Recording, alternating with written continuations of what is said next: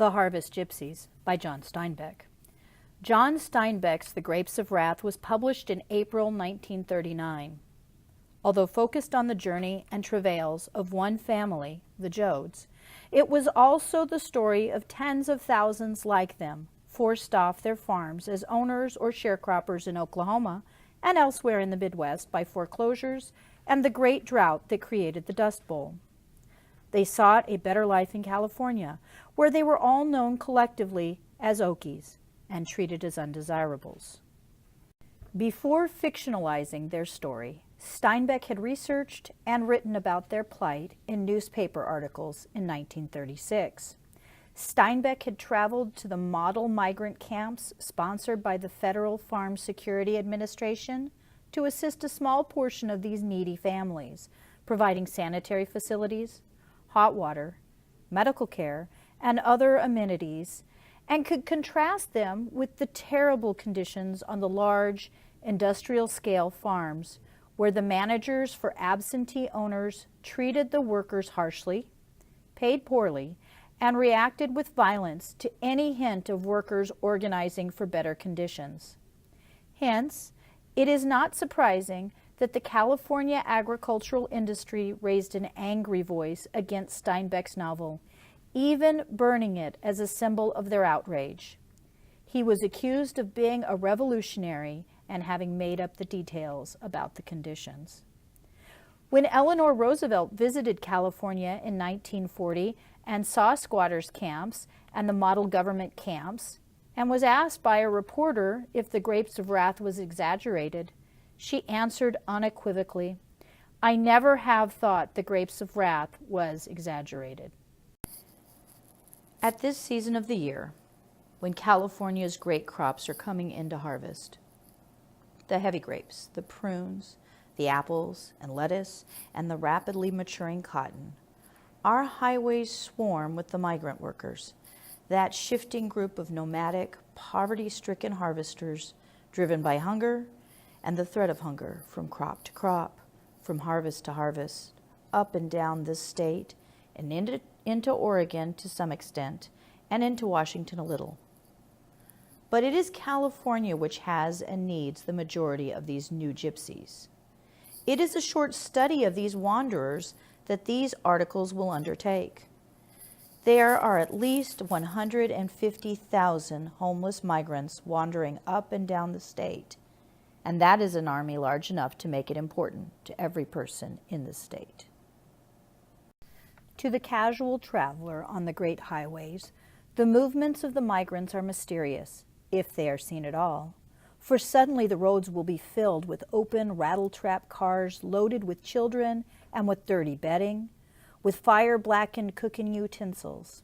The boxcars and gondolas on the railroad lines will be filled with men, and then, just as suddenly, they will have disappeared from the main routes.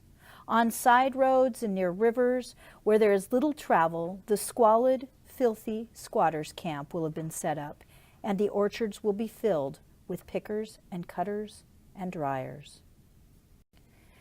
Thousands of them are crossing the borders in ancient, rattling automobiles, destitute and hungry and homeless, ready to accept any pay so that they may eat and feed their children. And this is a new thing in migrant labor, for the foreign workers were usually imported without their children and everything that remained of their old life with them. They arrive in California, usually having used up every resource to get here, even to the selling of the poor blankets and utensils and tools on the way to buy gasoline. They arrive bewildered and beaten, and usually in a state of semi-starvation, with only one necessity to face immediately, and that is to find work at any wage in order that the family may eat. And there is only one field in California that can receive them. Ineligible for relief, they must become migratory field workers. They are small farmers who have lost their farms, or farm hands who have lived with the family in the old American way. They are men who have worked hard on their own farms and have felt the pride of possessing and living in close touch with the land. They are resourceful and intelligent Americans who have gone through the hell of the drought, have seen their lands wither and die and the topsoil blow away. And this, to a man who has owned his land, is a curious and terrible pain. And they have made the crossing and have seen often the death of their children on the way. Their cars have been broken down and been repaired with the ingenuity of the landman. Often they patch their worn-out tires every few miles. They have weathered the thing, and they can weather much more, for their blood is strong. In their heads, as they move wearily from harvest to harvest, there is one urge and one overwhelming need: to acquire a little land again, and to settle on it, and to stop their wandering.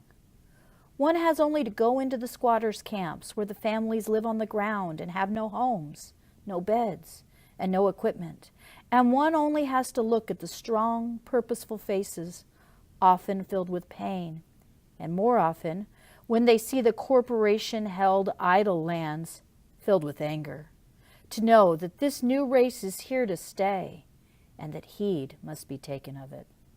A short time then, before the actual picking begins, there is the scurrying on the highways, the families in open cars hurrying to the ready crops and hurrying to be the first at work. For it has been the habit of the growers' associations of the state to provide by importation twice as much labor as was necessary, so that the wages might remain low. Hence the hurry. For if the migrant is a little late, the places may all be filled, and he will have taken his trip for nothing. And there are many things that may happen, even if he is in time. The crop may be late, or there may occur one of those situations like that at Nipomo last year, when 1,200 workers arrived to pick the pea crop, only to find it spoiled by rain. All resources having been used to get to the field, the migrants could not move on. They stayed and starved until government aid tardily was found for them. And so they move, frantically, with starvation close behind them. And in this series of articles, we shall try to see how they live and what kind of people they are, what their living standard is, what is done for them and to them, and what their problems and needs are. For while California has been successful in its use of migrant labor, it is gradually building a human structure that will certainly change the state, and may, if handled with the inhumanity and stupidity that have characterized the past, destroy the present system of agricultural economics. The squatters' camps are located all over California. Let us see what a typical one is like. It is located on the banks of a river, near an irrigation ditch, or on a side road where a spring of water is available. From a distance, it looks like a city dump, and well it may, for the city dumps are the sources for the material of which it is built. You can see a litter of dirty rags and scrap iron, of houses built of weeds, of flattened cans, or of paper. It is only on close approach that it can be seen that these are homes. Here is a house built by a family who have tried to maintain a neatness. The house is about 10 feet by 10 feet, and it is built completely of corrugated paper. The roof is peaked, the walls are tacked to a wooden frame, the dirt floor is swept clean, and along the irrigation ditch or in the muddy river, the wife of the family scrubs clothes without soap and tries to rinse out the mud in muddy water. The spirit of this family is not quite broken, for the children, 3 of them, still have clothes, and the family possesses 3 old quilts and a soggy, lumpy mattress. But the money so needed for food cannot be used for soap, nor for clothes. With the first rain, the carefully built house will slop down into a brown, pulpy mush. In a few months, the clothes will fray off the children's bodies, while the lack of nourishing food will subject the whole family to pneumonia when the first cold comes. 5 years ago, this family had 50 acres of land and $1,000 in the bank. The wife belonged to a sewing circle, and the man was a member of the Grange. They raised chickens, pigs, pigeons, and vegetables and fruit for their own use, and their land produced the tall corn of the Middle West. Now they have nothing. If the husband hits every harvest without delay and works the maximum time, he may make $400 this year. But if anything happens, if his old car breaks down, if he is late and misses a harvest or two, he will have to feed his whole family on as little as $150. But there is still pride in this family. Wherever they stop, they try to put the children in school. It may be that the children will be in school for as much as a month before they are moved to another locality. Here, in the faces of the husband and his wife, you will begin to see an expression you will notice on every face. Not worry, but absolute terror of the starvation that crowds in against the borders of the camp. This man has tried to make a toilet by digging a hole in the ground near his paper house and surrounding it with an old piece of burlap. But he will only do things like that this year.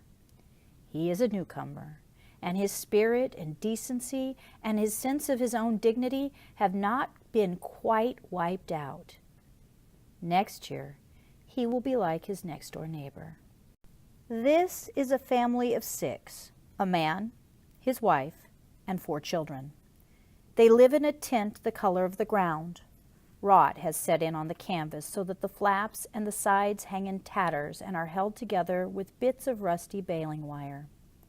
There is 1 bed in the family, and that is a big tick lying on the ground inside the tent.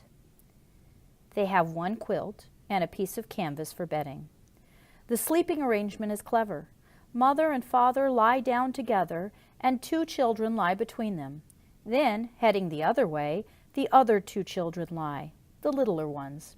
If the mother and father sleep with their legs spread wide, there is room for the legs of the children. There is more filth here. The tent is full of flies clinging to the apple box that is the dinner table, buzzing about the foul clothes of the children, particularly the baby, who has not been bathed nor cleaned for several days. This family has been on the road longer than the builder of the paper house. There is no toilet here, but there is a clump of willows nearby where human feces lie exposed to the flies, the same flies that are in the tent.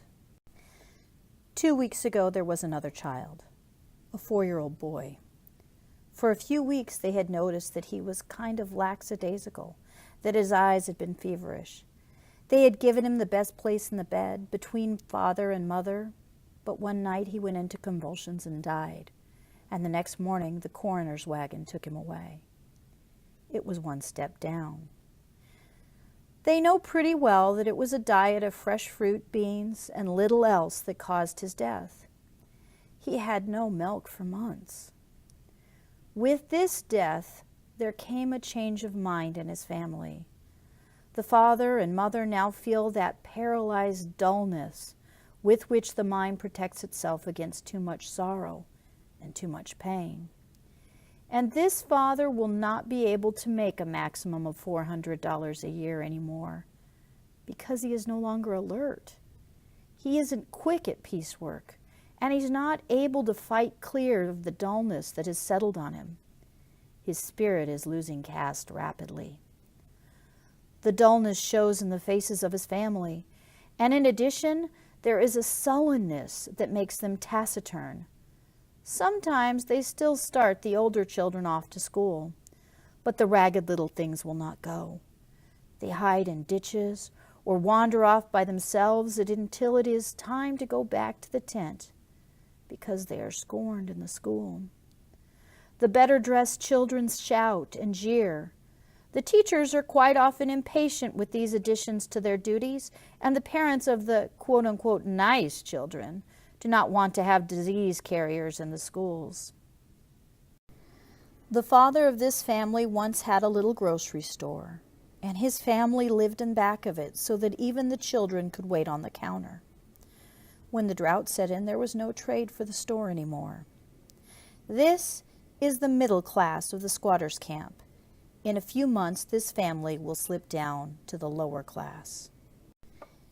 Dignity is all gone, and spirit has turned to sullen anger before it dies.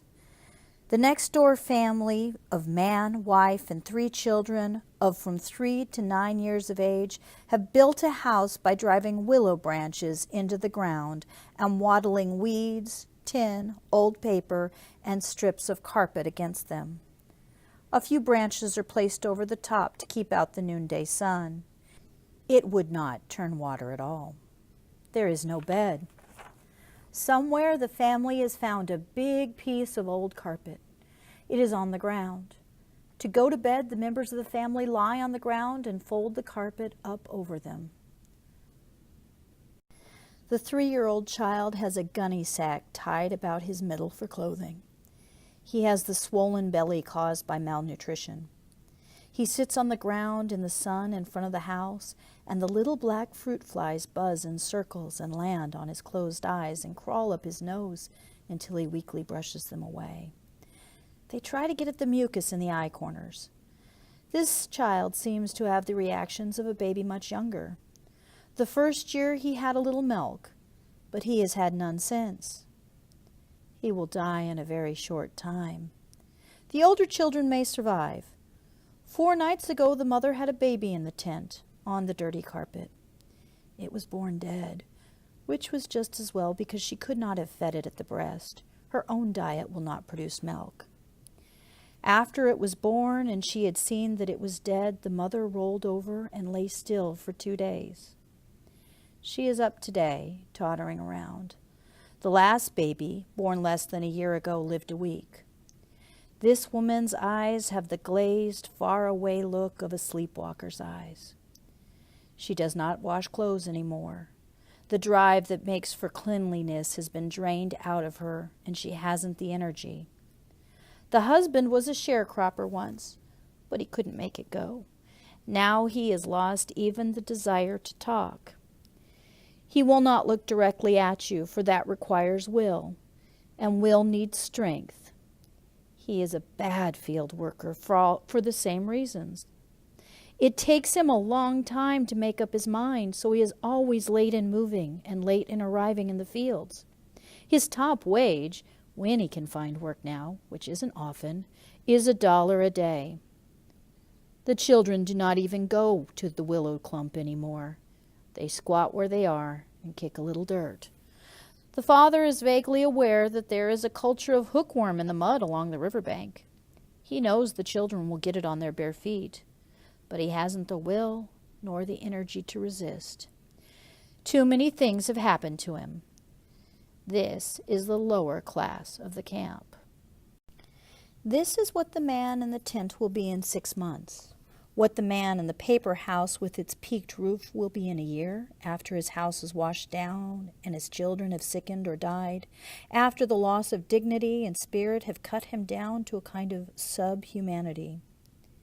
Helpful strangers are not well received in this camp.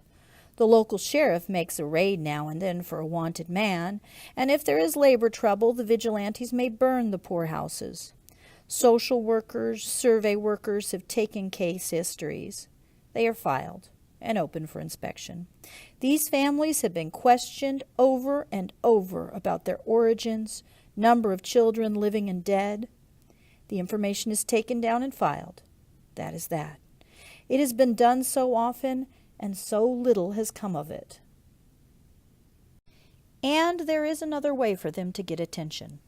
Let an epidemic break out, say typhoid or scarlet fever, and the country doctor will come to the camp and hurry the infected cases to the pest house.